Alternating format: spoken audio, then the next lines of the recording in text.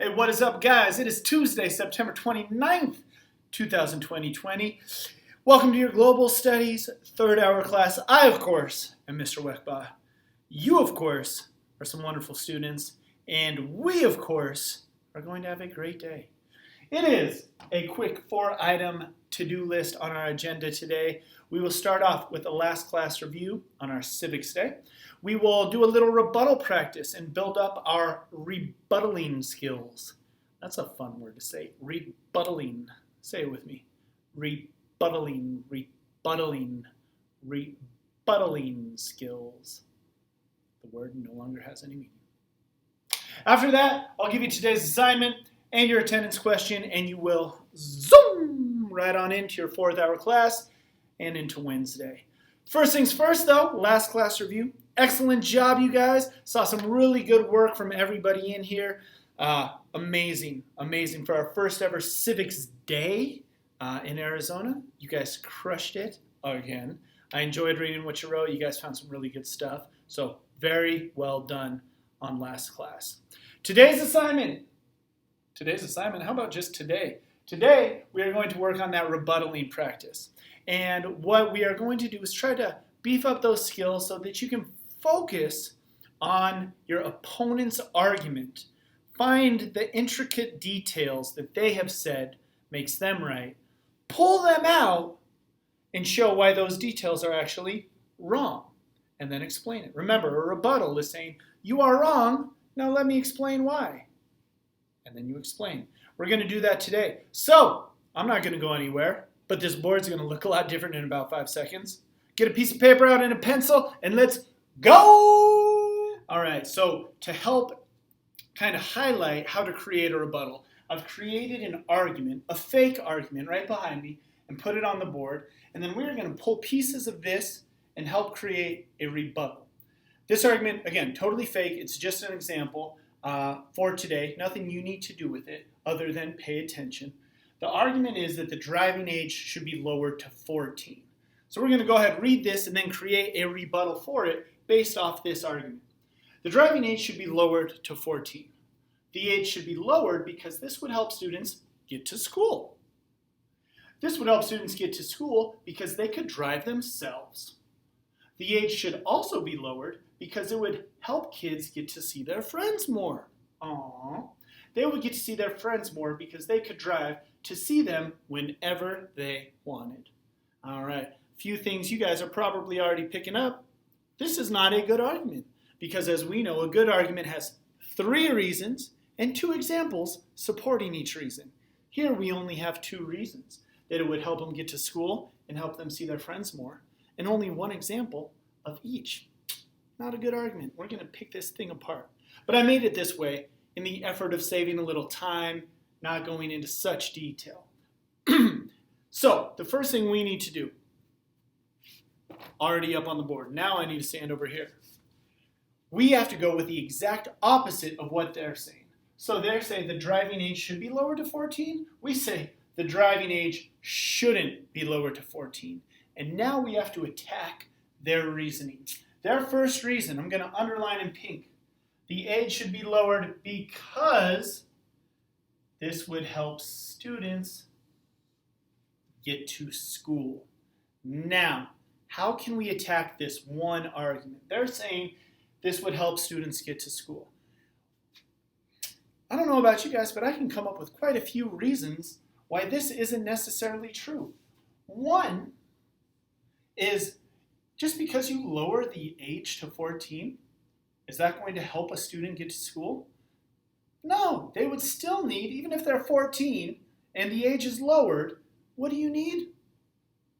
A car. Still need a car. That's our first thing that we could say as a rebuttal to this reason. Another one that I'm thinking of is, you know what helps students get to school most of the time if it's not their parents? What do schools mostly have to help kids get to school? Yeah, a bus. A bus. That works. That helps students get to school. Right there, we've got 2 choices we can pick from. Cutting out there. we don't have to go with just one. We can come up with a list of different arguments and choose which one we want.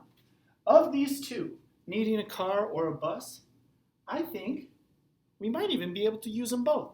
So let's go ahead and put that into our rebuttal here. Let's just turn this puppy, get a little bit more room. The driving age shouldn't be lowered to 14. Now they said this, we need to bring that up in our rebuttal. I'm going to write in pink to match what we underlined here. We would say, my opponent says that this would help students get to school.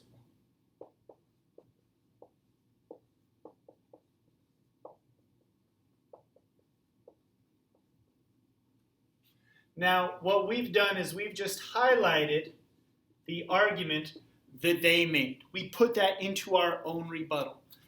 My opponent says that this would help students get to school, but they are wrong because. That's how we should always start our attack on their reason. They are wrong because, and now we're going to explain why. Do we want to use bus or a car? Let's use a car. That's the first one we came up. They are wrong because the student would still need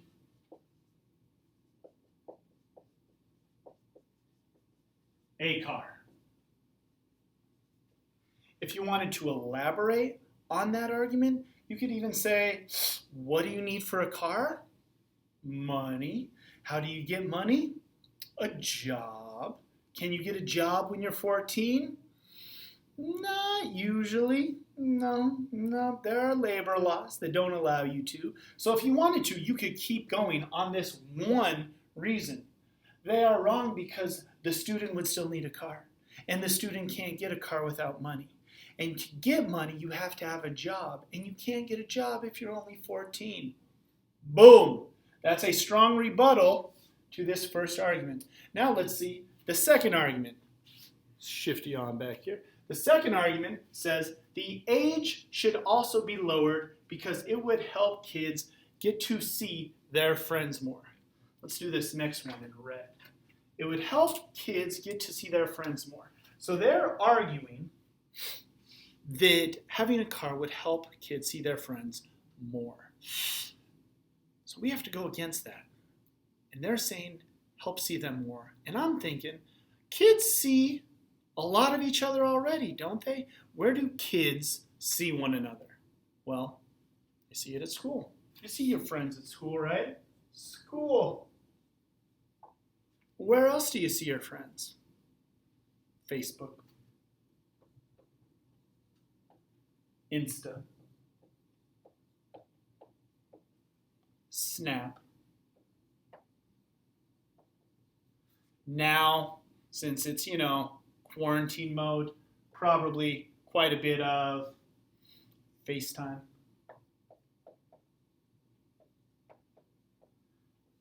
Why don't we use all of these to attack their second argument that they should be able to drive, or the age should be lowered to 14 so that they could see their friends more? We can say, they already see their friends enough. They don't need to see their friends more. Let's pull it on over here, see what we got. Now, since we're doing our second reason, or our second rebuttal to their second reason, we can say, my opponent also says that lowering the age, or the driving age,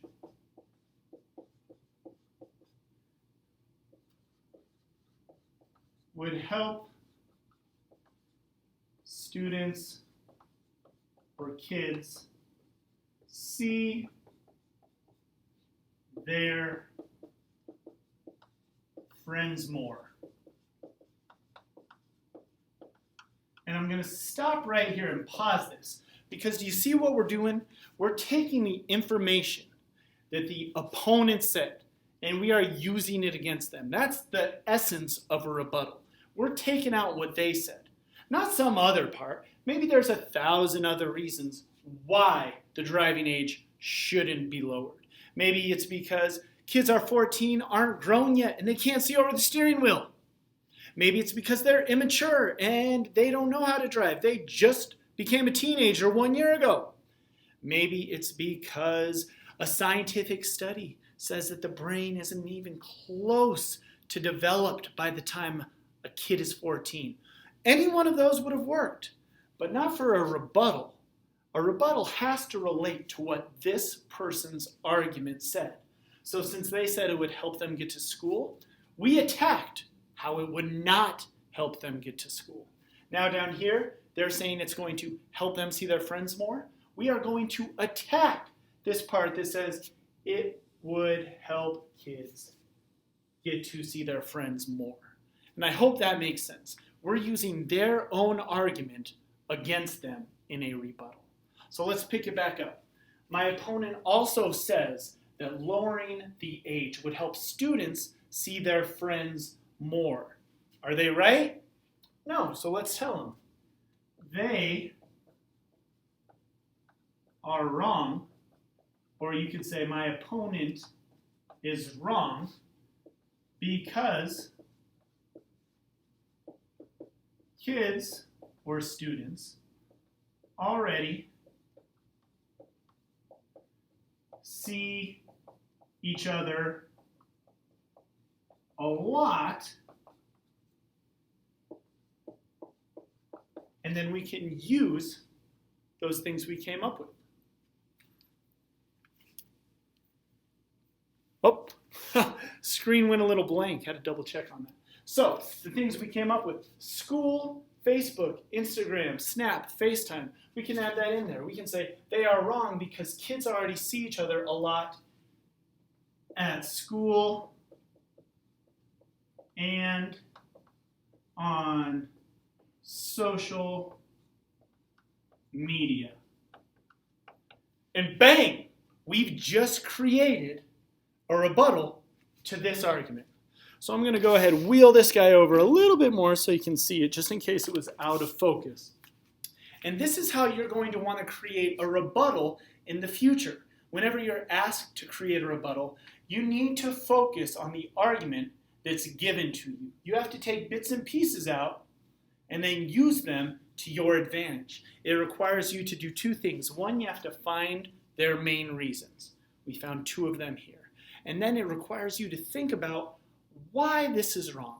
Or maybe not even why it's wrong, but what could be wrong about it. And that's the information you use in your rebuttal. I hope this helps. If you have any questions, let me know. All right, guys, I hope that makes things a little bit more clear and that you're able to visualize just how to create a rebuttal, pull things apart, and address specific items of an argument. Hope it makes it easy, because today, that is your assignment. For your assignment today, you are going to create a rebuttal to a student argument that I sent you. Maybe some of you already saw it today in your email. I sent you an argument from another student, just like we did last time. No names, no identifying marks, but it is a peer's argument. Nonetheless, somebody from your class created that argument. Your assignment is to create a rebuttal against that argument. So make sure you address everything they say. They may be for school starting later. They may not be. You're going to have to choose the opposing side, create a rebuttal, and explain why that person is wrong. That is due today. It is your assignment for today. It's going to double up as your attendance question. Can you believe this? Can you believe this? People call me in the middle of class. I should let you guys answer it. Not going to happen. That is your attendance question. Before I was so rudely interrupted, it's going to double up as your attendance question and your assignment for today. If you have any questions, as always, I'm at the computer all day, here to help you out. Shoot an email my way, and I will get back to you ASAP. If you don't, have a great rest of your day, and I will see you guys on Thursday. Take care.